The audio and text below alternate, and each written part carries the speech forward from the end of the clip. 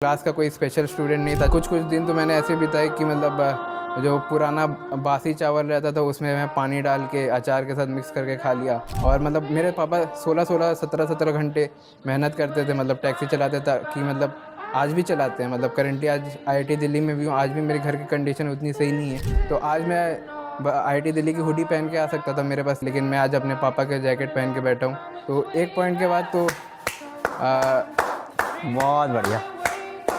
या मैं जिस एरिया में रहता था स्लम, वहाँ मतलब बच्चों के बहुत नॉइजेस होते थे। मतलब जो छोटे छोटे बच्चे हैं स्लम के, जैसे स्लम के लोग जो मेरे को चिढ़ाते थे कि टैक्सी वाले का लड़का है तो ये फ्यूचर में भी टैक्सी चलाएगा। तो इतने नॉइज़ होते थे। जब मेरे को रिलेटिव्स ने घर से निकाल दिया था, मेरे किताब कॉपी को बाहर रख दिया था। मैं तुम्हें यहाँ पे 4 लाख की अपनी तरफ से स्कॉलरशिप दूंगा, नहीं एक सर, पर्सनल। मैं एक्सेप्ट नहीं करूँगा ये। मैं तुम्हारे कॉलेज लोन दूंगा ना मैं। नहीं सर, मैं लोन वापस एक्सेप्ट नहीं करेगा? करूँगा। मेरे लिए जब तक जब तक मेरे फादर जिंदा है तो मेरे को किसी फाइनेंशियल असिस्टेंस की बहुत ज़रूरत नहीं अच्छी।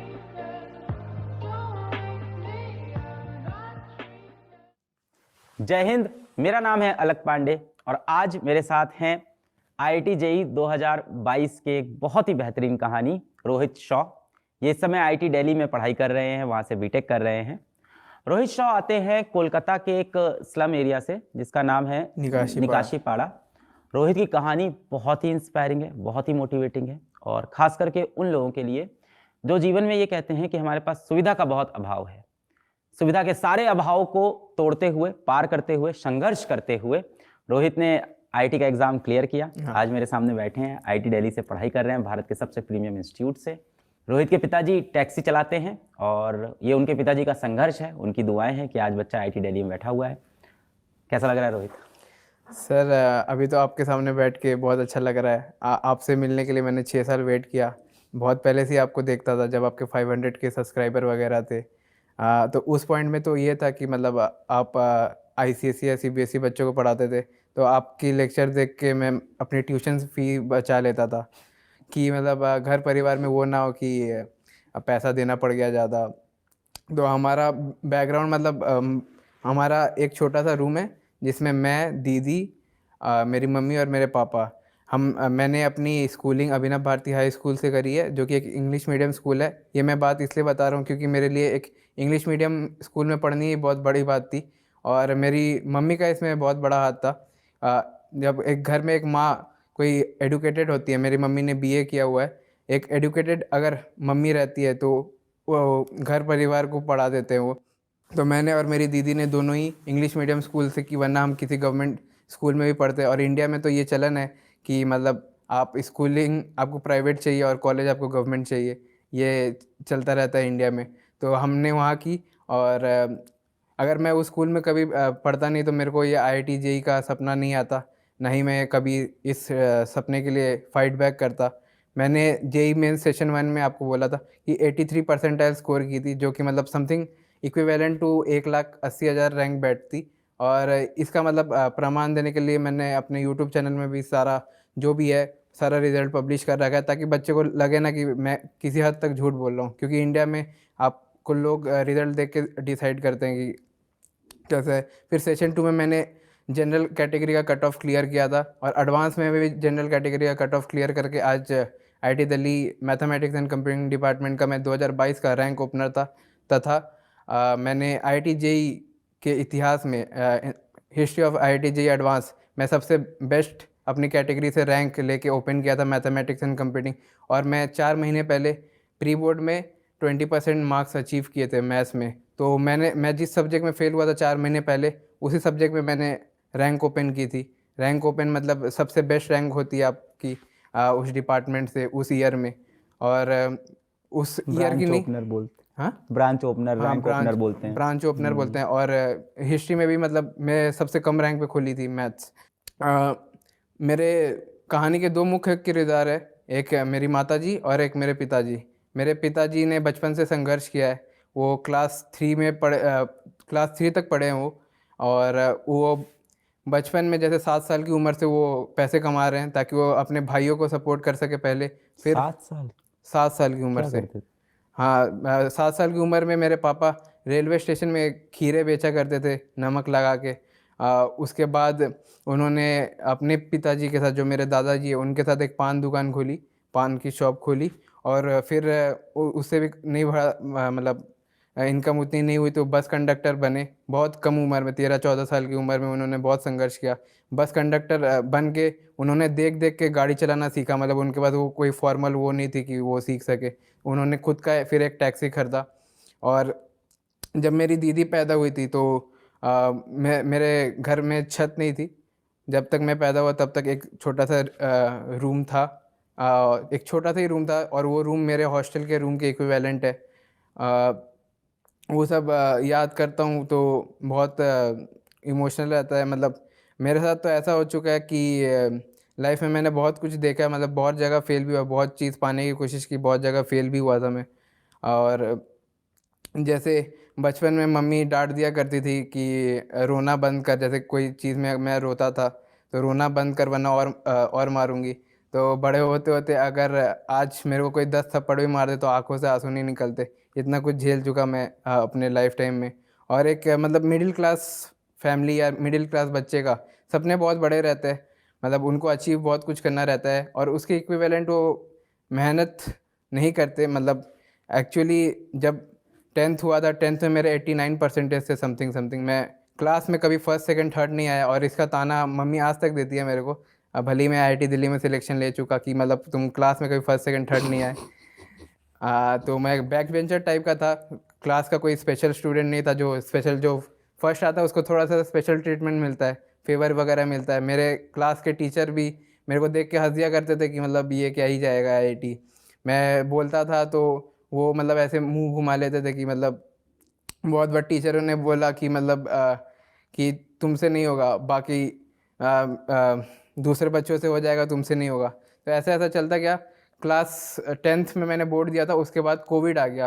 कोविड-19 में पापा की वो जो टैक्सी चलाते थे सब बंद हो गया, क्योंकि देश भर में लॉकडाउन लगा हुआ था। गाइडलाइंस थी गवर्नमेंट की कि ऐसा नहीं कर सकते। तो डेली वेज लेबरर का तो ये रहता था, रोज़ कमा के जो खाते हैं, कि मतलब उनको इनकम जनरेट करने में बहुत दिक्कत हुई। तो कुछ कुछ दिन तो मैंने ऐसे बिताए कि मतलब जो पुराना बासी चावल रहता था उसमें मैं पानी डाल के अचार के साथ मिक्स करके खा लिया। कभी मेरे पापा तो मतलब मैं तो तब भी थोड़ा सा अच्छा सा खाता था। मेरे पापा बस एक सूखी सी रोटी, उसमें सरसों का तेल और नमक घस के खा लेते थे। और मतलब मेरे पापा 16-16, 17-17 घंटे मेहनत करते थे, मतलब टैक्सी चलाते था कि मतलब आज भी चलाते हैं। मतलब करंटली आज आईआईटी दिल्ली में भी हूँ, आज भी मेरे घर की कंडीशन उतनी सही नहीं है। भले ही आईआईटी मतलब बहुत बड़ी सक्सेस की चीज़ होती है, लेकिन मेरे लिए मेरे पापा सबसे बड़ी चीज़ थे। तो आज मैं आईआईटी दिल्ली की हुडी पहन के आ सकता था, मेरे पास थी भी, लेकिन मैं आज अपने पापा का जैकेट पहन के बैठा हूँ, जो उन्होंने मेरे को दिया था अपने। तो एक पॉइंट के बाद तो आ, बहुत बढ़िया। एक पॉइंट के बाद तो एक वही रहता कि मतलब मैं बहुत फेलियर देख चुका। जैसे 11th में आपका अल्फ़ा सीरीज़ स्टार्ट हुआ था, तो अल्फ़ा सीरीज़ से मैं थोड़ा बहुत फॉलो किया। तो बहुत यूट्यूब में तब बहुत कंट्रोवर्सीज चलती थी, जो आज भी चलती है, कि अलग पांडे सर बोर्ड लेवल का कंटेंट पढ़ाते हैं, जेई नीट इनसे सिलेक्शन नहीं होगा। तभी चल रहा था, 2020 की बात कर रहा हूँ मैं। तो इन यूट्यूब के गुरु की वजह से मेरा पूरा 11 चौपट हो गया। 11 में मेरे 54% थे, कंपार्टमेंट थी मेरी फिज़िक्स में ही थी, क्योंकि मैंने फिज़िक्स कंप्लीट नहीं किया था। अल्फ़ा सीरीज़ बीच में बंद हो गया था और अनाउंस हुआ भी नहीं था कि अल्फ़ा सीरीज़ बंद हो रहा है। उसके बाद मैंने थोड़ा टीचर को रोका, कि टीचर ने मेरे को फिर डांटा कि मतलब ईयर रिपीट करना। मैंने बोला कि फाइनेंशियल सिचुएशन ऐसी नहीं है कि मैं वापस फ़ीस दे पाऊँ स्कूल का। तो बहुत रोक के, जैसे किसी एक सब्जेक्ट होता है पेंटिंग, तो उसमें 12 मार्क्स पासिंग का चाहिए था, तो मेरे एग्जैक्टली 12 ही आए थे। तो वैसे वैसे करके हुआ। फिर 12th में आया, तो 12th में मैं बहुत ज़्यादा डिस्ट्रैक्शन में था, क्योंकि मतलब यूट्यूब में आप चलाओगे तो शॉर्ट्स दिख जाता है, कुछ ना कुछ आप क्लिक करते हो, तो पढ़ाई के अलावा आप सारी चीज़ें करते हो यूट्यूब या कहीं इंस्टाग्राम पे भी। तो ऐसे ऐसे करके मैं बहुत ज़्यादा डिस्ट्रैक्टेड था। तो ये मतलब रियल लाइफ की स्टोरी है, जो भी आपको सेल्फ डिसिप्लिन बनाना पड़ता है ऑनलाइन में अगर आप पढ़ रहे हो, तो वो मेरे अंदर चीज़ नहीं थी। भले ही मेरे अगल बगल में इतनी सारी चीज़ें चल रही थी। उस चीज़ के बाद मेरे मतलब एक 12th में भी मैं एक रिलेटिव के घर गया था कि मतलब एक छोटा सा रूम मिल जाए, क्योंकि स्लम्स या मैं जिस एरिया में रहता था वहाँ मतलब बच्चों के बहुत नॉइजेस होते थे, मतलब जो छोटे छोटे बच्चे स्लम के वो चिल्ला रहे हैं। ये जो जगह है हाँ निकाशी पाड़ा, हाँ यहाँ के ज़्यादातर लोगों की क्या व्यवसाय हैं, क्या काम करते हैं? वहाँ के बच्चे पढ़ाई-वढ़ाई में कैसा करते हैं? वहाँ के थोड़ा-सा वहाँ बच्चे के बारे पढ़ते में। ही नहीं एक्चुअली। वो मैं आपको बोला था ना, मैं इंग्लिश मीडियम में स्कूल से पढ़ रहा था, वही मेरे मतलब मेरे ख़ानदान में मैं पहला ही बच्चा था जो अब प्राइवेट स्कूल में पढ़ रहा था। वो भी मेरी मम्मी के कारण, वरना हमें एडमिशन पापा नहीं दिलवाते, पापा गवर्नमेंट स्कूल में दिलवाते। क्योंकि पैसे थे नहीं तो वो उनका भी थोड़ा लिहाज़ करना पड़ता। तो हमारे वहाँ तो मतलब पढ़ते ही नहीं बच्चे, मतलब बच्चे पढ़ते ही नहीं, उनको पता ही नहीं।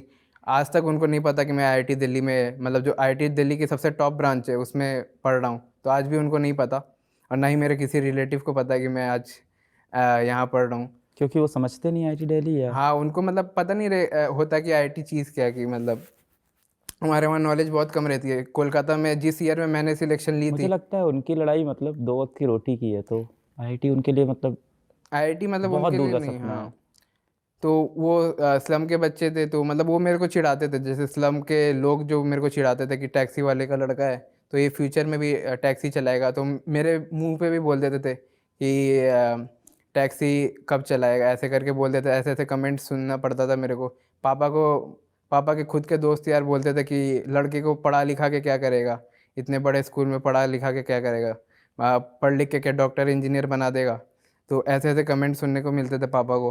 तो वो गुस्सा भी रहता था पापा का, क्योंकि रिज़ल्ट तो मैं लाया नहीं था 11 में 54, और टर्म 1 सीबीएसई के टर्म 1 में मैं 60% लाया था। प्री बोर्ड में मैथ्स में 20% मेरे मार्क्स थे, और मैंने 4 महीने बाद उसी ब्रांच में ओपन की थी।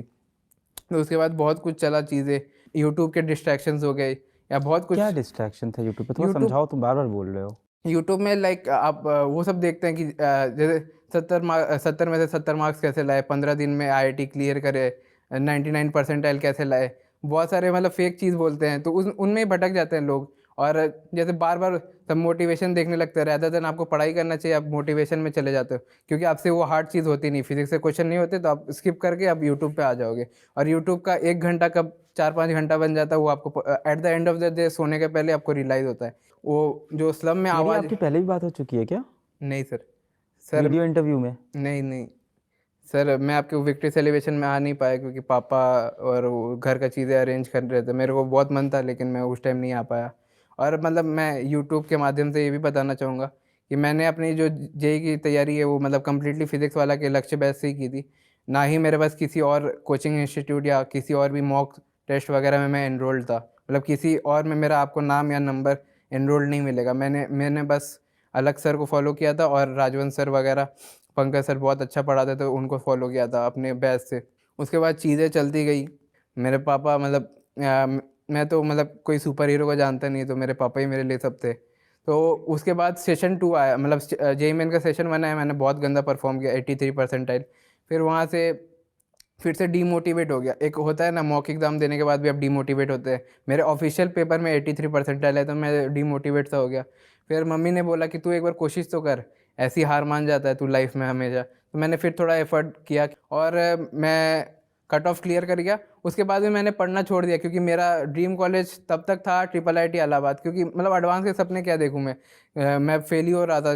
तो कट ऑफ क्लियर बहुत मुश्किल से हुआ था, और मेरे को याद है कि मतलब एग्जैक्ट 1 महीना बचा था जेईई एडवांस को। मेरा पेपर था 28 अगस्त को 2022 का, और मैंने मतलब वो 1 महीने बहुत पढ़ाई की। मैं मतलब 19 घंटे पढ़ता था दिन के, और इफ़ेक्टिव पढ़ाई मेरा मतलब लगभग 12 से 13 घंटे होता है। मतलब 19 घंटा आप पढ़ रहे हो, तो ज़रूरी नहीं कि 19 घंटा आप रिटेन रखो।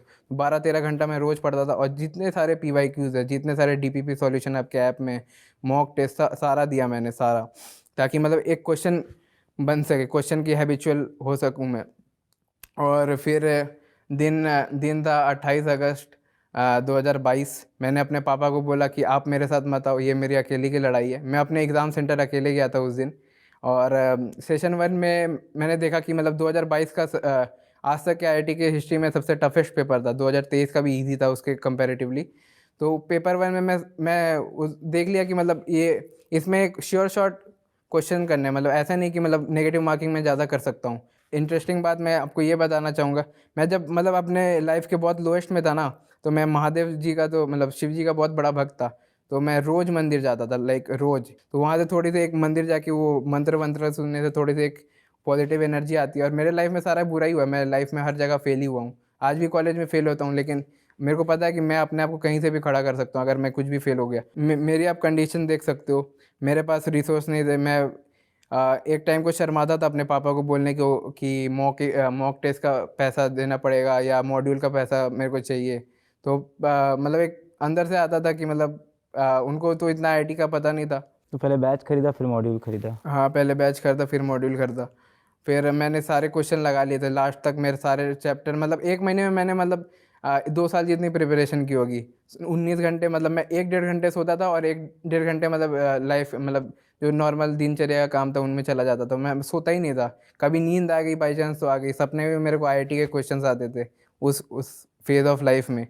फिर सेशन 2 में मैंने अच्छा स्कोर किया, मैथ्स का मैंने कट ऑफ क्लियर कर दिया और विथ कैटेगरी रैंक ऑफ 99। और मैं वही बच्चा था जो 4 महीने पहले ही मैथ्स में फेल हो गया था, स्कूल टीचर से आते थे। फिर जैसे कोविड में जैसे मैंने स्कूल में फ़ीस देने की बहुत दिक्कत थी। मैंने आपको बोला था मेरा प्राइवेट स्कूल था, तो फीस देने की बहुत दिक्कत थी। तो मेरे को एग्ज़ाम के बाद पता चला कि मम्मी स्कूल गई थी एक बार कि मतलब बच्चा अभी फ़ीस नहीं दे सकता, बच्चे की फ़ीस बाद में देंगे हम। तो उन्होंने स्कूल के मतलब स्कूल के लोगों ने बोला कि अगर आपकी हिम्मत ही नहीं है इतने बड़े स्कूल में पढ़ाने की तो आप बच्चों को पढ़ाते क्यों? तो ऐसे ऐसे। नहीं करते प्राइवेट स्कूल वाले। मेरा स्कूल था, मैं और मेरी बहन सेम स्कूल। स्लम में तो नहीं रहा मैं, घर की हालत ख़राब थी। मतलब स्लम में क्लास 6 के बाद हम लोग स्लम में गए, जब हमारा घर बिक गया। क्लास 6 तक तो हमारा अपना घर था। क्लास 3 में आधा भाग बिका घर का, कुछ पैसे आए, पापा ने कुछ कुछ कोशिश की, नहीं चला। फिर दूसरा आधा भाग बिका, फिर हम लोग 6 क्लास में स्लम में चले गए। पर स्कूल क्योंकि बचपन में अंग्रेजी मीडियम में नाम लिखा दिया था तो हटाया नहीं, और फीस ज़्यादा थी उस समय के हिसाब से स्कूल की, प्रयागराज जैसे शहर में। तो मेरे पिताजी गए स्कूल में और यही बोला कि हमारा बच्चा पढ़ने में ठीक है, बहुत अच्छा नहीं था, ठीक था, मैं 9th-10th में। बोले पढ़ने में ठीक है, इसकी फ़ीस आप आधी कर दो, कम कर दो। अभी थोड़ी सी यहाँ पे कंट्रोवर्शियल बात है कि हमारे स्कूल में क्रिश्चियन बच्चों की फ़ीस आधी हो जाती है सीधा। अब चाहे मतलब पढ़ाई में वो कैसे हों, चाहे वो गरीब हों या अमीर हों, इससे फ़र्क नहीं पड़ता है। ठीक है वो मिशनरी स्कूल है, पर कम से कम जिनके घर में हालात ऐसे हैं, और मैं पढ़ाई में ठीक था, बहुत अच्छा नहीं था पर ख़राब भी नहीं था। तो उन्होंने मेरे पिताजी से कहा नहीं नहीं, ये फीस यहाँ पे नहीं बंद हो सकती, आप जैसे तैसे करना हो करो। फिर मेरे एक दूर के मौसा जी हैं, आसपास के रिश्तेदार तो काम नहीं आए, एक मेरे दूर के एक कज़न मौसा जी थे, वो बड़े ही फिलैंथ्रोपिक आदमी हैं, वो मतलब बहुत समाज सेवा आज भी करते हैं वो। तो उन्होंने कहा कि मैं इसकी फ़ीस दे दूँगा, और उसी स्कूल से फिर मैंने टॉप किया। आज उसी स्कूल का पूरा एडमिनिस्ट्रेशन से बोलता है कि आप हमारे स्कूल के हो, यहाँ पे आके एक सेमिनार ले लो, यहाँ पे खड़े होकर लोगों से बात कर लो। मैं कहता हूँ अब क्यों? जब मैं अपने बुरे समय पे था, मेरे पिताजी आके आपसे हाथ जोड़ रहे थे, तब आपको मेरी वैल्यू नहीं दिखी। अब आज मैं कुछ कर लिया हूँ तो आपको मेरे सब यहाँ से सारा क्रेडिट चाहिए मेरा। पता नहीं यार, अगर बच्चा गरीब घर से है तो उसको कम से कम, ये शिक्षा ही तो ऐसी चीज़ है जो अपॉर्चुनिटी देती है इंसान को, वो भी आप नहीं देने दे रहे हो। बड़ा दिक्कत है अपने यहाँ। और जो आप बोल रहे हो ना कि है शिक्षा की प्रॉब्लम, बहुत बड़ी लगती है मुझको। आप बेसिक अपॉर्चुनिटी मिस कर दे रहे हो ना, प्रॉब्लम यही है। आप उसको अपॉर्चुनिटी, जैसे आज मुझसे कई लोग कहते हैं कि आप ऐसे घर से आए और उसके बाद आपने इतना बड़ा कर लिया। मैंने कहा मुझे फिर भी अपॉर्चुनिटी मिली, तुम्हें भी फिर भी अपॉर्चुनिटी मिली। तुम्हारे बाप ने, तुम्हारे पिताजी ने बहुत मेहनत की, बहुत सेक्रीफाइसेस किए, तुम्हें अंग्रेजी मीडियम स्कूल, अच्छे स्कूल में नाम लिखाया, कहीं ना कहीं पढ़ाया, फिजिक्स वाला का 4,000 का बैच दिलाया ना, बहुत बड़ी बात है। उसके बाद 4,000 का मॉड्यूल दिला दिया, 8,000 रुपये एक साल में, बहुत बड़ी बात है। मुझे लगता है नाइंसाफ़ी उन बच्चों के साथ हो रही है जिनको ये अपॉर्चुनिटी ही नहीं मिलती है। अब वो इंसान रिक्शा चला रहा है, वो इंसान कूड़ा बिन रहा है, क्योंकि उसको ये अपॉर्चुनिटी मिली ही नहीं एक बार पढ़ेगा। तो मैं तो सोचता हूँ, कई बच्चे कहते हैं कि हमारे घर में एसी नहीं है, ऐसा हमारे पास अच्छा फ़ोन नहीं है। हम कहता है, मुझे लगता है मतलब शर्म करो, शर्म करो और थैंकफुल रहो भगवान से।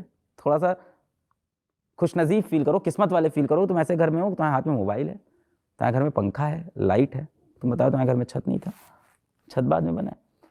तो इतनी अपॉर्चुनिटी तुमको मिल रही है। आई थिंक, मैं ऐसा नहीं कह रहा हूँ कि आपका दर्द कम है, पर दुनिया में इससे कहीं ज़्यादा दर्द है। हाँ वो तो है।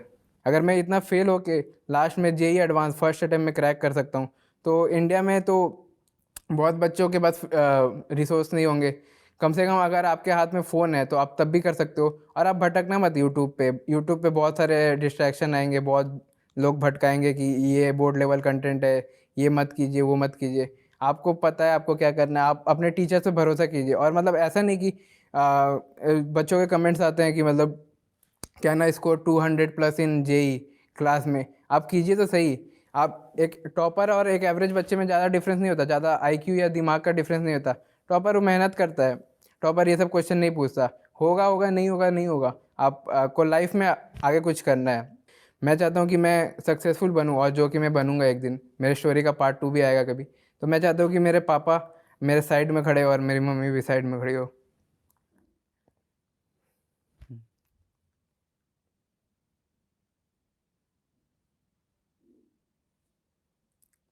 तो इमोशन तो बहुत है, लेकिन मतलब इतना देख लिया तो आंसू नहीं निकलते, मतलब आंखों से। हाँ, वैसा हो गया सीन। तो मैं चाहता हूँ कि मेरे मतलब मम्मी पापा भाई मेरी साइड खड़े रहे, और मैं उनका जो भी सपना है, जितने भी टाइम वो जीवित है, तो उनके लिए कुछ कर सकूं, तब तक के अरे लिए। यार तुम रो नहीं यार, यहाँ तक आ गया है तू, अब जाएगा यार और ऊपर। देखो ऐसी होती है हिम्मत, इसे कहते हैं हिम्मत भाई साहब। बस शाबाश, दिल खुश कर दिया तुम्हारा। ऐसा एक बच्चा आ जाता है ना, हमको 1 साल काम करने का कारण मिल जाता है, फिजिक्स वाला चलाने का कारण मिल जाता है।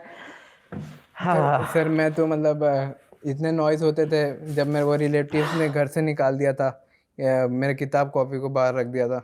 क्या हो तो गया था? मैं रिलेटिव के घर में गया था, आपको बताया था कि मतलब रिलेटिव के घर में गया था पढ़ने, कि मेरे वो स्लम में माहौल नहीं है, मतलब लड़ाई हो रही है, पानी के लिए लड़ाई हो रही है, सबके लिए लड़ाई हो रही है, तो एक मेरे को फोकस चाहिए था। मैं उनके घर में गया था, तो 1 हफ्ते में उन्होंने निकाल दिया सारा कॉपी किताब बाहर रख के। तो मैं अपने टैक्सी में पढ़ता था, रात में टैक्सी पार्क होती थी तो मैं टैक्सी में पढ़ता था, और मैं ज़मीन पे सोता था, मतलब ताकि घर ही छोटा था। मम्मी पापा को ऊपर सोने देता था, मम्मी पापा दीदी को, और मैं खुद ज़मीन पे सोता था, पढ़ता था। और मैं बहुत पढ़ता था, मतलब बहुत ज़्यादा पढ़ता था। मैंने बहुत क्वेश्चन किए, बहुत सारे घंटे निभाए, ताकि मैं अपना ड्रीम जो आईआईटी है वो अचीव कर सकूँ, अपने घर वालों को थोड़ा सा इम्प्रूव कर सकूँ। I am proud on you. नौकरी अगर करोगे आगे? अगर मतलब मैं इस वीडियो से हो सकता है तो अपने पापा को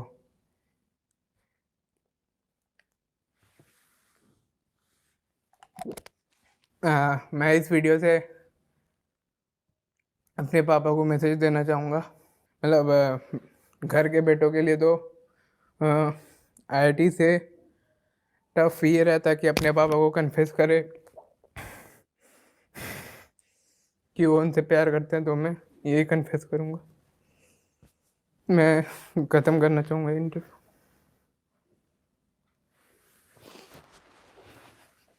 बोल दिए ना तुम पापा से, हम नहीं बोल पाए।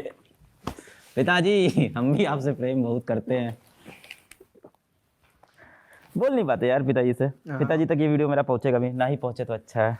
अजीब सा लगता है, पता नहीं। वो मतलब आईआईटी से ज़्यादा टफ लगता है मेरे को, एक मतलब पापा को बोलना कि मैं उनसे प्यार करता हूँ। बोलने की जरूरत भी नहीं पड़ती मुझे लगता है, वो अनसेड है, वो बिना कंडीशन का प्यार होता है पिताजी से जो होता है। बहुत गर्व हुआ तुमसे मिलके। इसको कंक्लूड करते हैं चलो। पिताजी को सुबह सुबह हमको पोहा खाने की आदत है, हम रोज़ सुबह पोहा खाते हैं, हमें बहुत पसंद है। तो मम्मी एक दिन हमारी थी नहीं सुबह, तो हम सुबह उठे, पिताजी पोहा बना के ले आए रूम में, उनको पता है हम सो खाते हैं। हम पोहा का प्लेट लिए, हम पिताजी को बोले थैंक यू। पिताजी पीछे पलट के बोले बाप को थैंक यू नहीं बोला जाता। वो लाइन हमको मतलब पूरी ज़िंदगी याद रहेगी। वो मतलब बस बोल के चले, वो बहुत कैजुअली, ऐसा नहीं कि बोल के हंसे, वो बस पीछे पलट के बोले बोले बाप को थैंक यू नहीं बोला जाता, वो चले गए इतना बोल के। वो अलग ही बॉन्ड है, मतलब ना आप कभी थैंक्स बोल सकते हो, ना कभी क्या बोले उसको, एहसान बोले, जो बोले उसको ना कभी चुका सकते हो। मेरे पापा मेरे को बोलते थे कि मतलब तू मेरे से एक वादा कर कि लाइफ में तू कभी टैक्सी नहीं चलाएगा। खरीद डालेंगे टैक्सियाँ ढेर सारी पिताजी के लिए, टैक्सी की कंपनी खोल देंगे।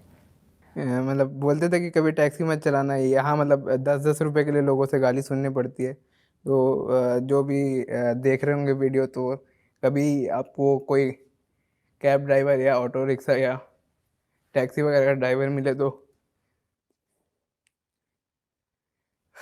गाली वगैरह मत दिया कीजिए, हो सकते हो किसी के पिताजी हो। ये जो खराब बिहेव करते हैं ना टैक्सी ड्राइवर से, ऑटो ड्राइवर से, या समाज के उन लोगों से जो आर्थिक रूप से इतने उनके बराबर के नहीं होते, अक्सर वही लोग खराब बिहेव करते हैं जिनके पास अपने बाप का पैसा होता है। जो इंसान संघर्ष करके गरीब हालत से खुद से अपने आप को बनाता है ना, वो कभी किसी आर्थिक रूप से तंग इंसान को ना कभी छेड़ता नहीं है, उसे कभी गाली नहीं दे सकता। ये अक्सर उन्हीं अमीर माँ बाप के बेटे होते हैं जिन्होंने जीवन में संघर्ष नहीं देखा है, जिन्होंने अपने दम पे कुछ बनाया नहीं है, वही हंसी मजाक उड़ाते हैं, वही गाली गलौज करते हैं। जैसे कोलकाता में दुर्गा पूजा होता है, एक फेस्टिवल, बहुत बड़ा फेस्टिवल होता है, तो उसमें लोग मतलब आपस में बोलते हैं जैसे कितने कपड़े खरीद लिए, मतलब कौतो सेट नहीं लिस, तो इसका मतलब सेट ले लीज, हाँ, मतलब कि इसका मतलब आपने कितने सेट लिए। कितने कपड़ों का सेट लिया। तो मैं हंस दिया करता था कि मतलब यही कुछ यहाँ फटे कपड़े पहन रहा हूँ, मतलब मैं फटे कपड़े ही पहनता था, मेरे मतलब टी शर्ट वगैरह फटी रहती थी जेई वगैरह का जो टाइम पीरियड में पहनता था। और ये बच्चों को भी सीखना चाहिए कि आपको लास्ट मोमेंट, एग्जाम के लास्ट मोमेंट या लास्ट सेकंड तक आपको फाइट मारनी है, भले ही आपका सिलेक्शन हो ना हो। और उस जेई एडवांस के रिजल्ट के बाद मेरे को एक बात तो समझ में आई कि डिजर्विंग तो हर एक बच्चा होता है, मतलब जो आईआईटी में बैठता है, मतलब सीट तो 15,000 16,000 है, मतलब डिजर्विंग हर बच्चा होता है। वो भले ही मेहनत कम करे, लेकिन डिजर्व तो हर लोग ही करते हैं। उनका मतलब अलग जगह में उनकी एक्सपर्टीज हो सकती है, भले ही पढ़ाई उनको अच्छी ना लगती हो। तुम यहाँ तक आए, हम्म। तुम्हारे बारे में मैंने सुना, मैं तुम्हें यहाँ पे 4 लाख की अपनी तरफ से स्कॉलरशिप दूंगा, नहीं एक सर, पर्सनल। मैं एक्सेप्ट नहीं करूँगा ये। मैं तुम्हारे कॉलेज लोन दूंगा ना, मैं नहीं सर, मैं लोन वापस एक्सेप्ट नहीं करेगा। करूँगा। मैं चाहता हूँ कि आप ये 4 लाख की अमाउंट अंडर, मतलब बहुत लोग हैं जो बैच भी अफोर्ड नहीं कर सकते या मॉड्यूल अफोर्ड उनको नहीं तो हम कर। ऑलरेडी दे रहे हैं बेटा। नहीं सर, आप मेरे साइड से भी दे दो 4 लाख वाली, मेरे को नहीं चाहिए। मेरे लिए जब तक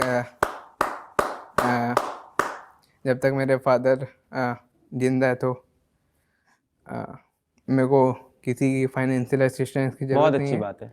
और मैं मतलब इनकम जनरेट भी करूँगा, तो लाइक मैं आपकी फिजिक्स वाला टीम से जुड़ना चाहूँगा कि मतलब बच्चों को थोड़ा गाइड कर दूँ कि मतलब मैं मतलब फ्री का पैसा नहीं लेना चाहता, मैं काम करूँगा। मैं मेहनती था, बचपन से ही मेहनती था, कोई और रोहित शॉपी किसी दिन आएगा। काम करोगे ना फिजिक्स वाला में, हाँ जॉब करोगे? चलो जॉब करते हैं, फिर इंटरव्यू कराऊंगा अब तुम्हारा मैं प्रॉपर, सेलेक्ट होगे तो ही नौकरी करना, ओके एकदम खुददारी से जियो। बहुत अच्छा लगा मैं सुन के। पता है, मैं बहुत से लोगों की मदद करने की कोशिश करता हूँ, और ठीक है, कुछ लोग आर्थिक रूप से कमजोर होते हैं, कुछ लोग सही भी होते हैं। जब कोई आर्थिक रूप से ठीक ठीक होता है और अपने जीवन में मेहनत नहीं कर रहा होता है, फिर भी मेरे आसपास मेरे से मदद मांगने आता है, तो कुछ पुराने रिश्ते भी हैं, कुछ पुराने दोस्त भी हो जाते हैं, तो भगवान ने मुझे थोड़े बहुत पैसे दिए, आप लोग की दुआ से मिले, तो मैं मदद कर देता हूँ। मेरी बहन बता के मुझको क्या बोलती है, कहती तुम ऐसे लोग को कमजोर कर दोगे अलग। मैं इसलिए एक्सेप्ट नहीं करना चाहता। आप अगर मेरे को प्रोवाइड कर सकते हो तो आप एक यूपीएससी का बैच दे दो, क्योंकि मेरे पापा का ड्रीम है कि लाइक एक आईएएस ऑफिसर बने मेरा लड़का। बिल्कुल बिल्कुल, आपको यूपीएससी का बैच देते हैं। हाँ, तो मेरे को वही चाहिए। मैं पैसे का शौकीन आदमी नहीं हूँ। मैं 10 रुपये अगर बचाता था भी तो मैं मम्मी को दे देता था। आप तो तुम्हारी तरफ से ये 4 लाख रुपए की मैं स्कॉलरशिप नहीं निकाल तो मैं देता ले हूँ लेता हूँ। बच्चों के लिए, हाँ, बच्चों के लिए। और 100 गरीब बच्चों को हाँ हाँ बैच का एक्सेस देता हूँ। हाँ, आप बच्चों को दे दो, मेरे को नहीं चाहिए। मेरी तरफ से तो निकल गए, अब मुझे उसको कहीं तो देना है समाज में। बहुत अच्छा लगा तुमसे बात करके। एक चीज़ जो मुझे तुमसे भी सीखी, और यही मेरी बहन भी मुझको बोलती थी, कि व्यक्ति को अपने हिस्से की लड़ाई खुद ही लड़नी पड़ती है, और तुम वो लड़ाई लड़ रहे हो। मेरी सारी विशेष तुम्हारे साथ हैं, बाकी तुम बहुत मजबूत हो। सर, आपसे मिलना भी मेरा एक ड्रीम था, क्योंकि मैंने ही अपनी दीदी को बैच दिलवाया था। मैं आपको बहुत पहले से ही देखता था ट्यूशन फीस बचाने के लिए अपनी साइंस के, तो मेरे लिए आप बोल रहे थे कि लेट हो जाएगा, मैं 6 साल वेट कर सकता हूँ, तो 6 घंटे कोई बड़ी बात नहीं है मेरे लिए। ये आके बैठा हुआ था, तो मैंने इसको बोला थोड़ी देर वेट कर लो, तो इसने। तो यही था, एक मैं आपसे भी मिल के अपना एक सपना पूरा कर रहा हूँ, अपने घर परिवार का एक सपना पूरा कर रहा हूँ।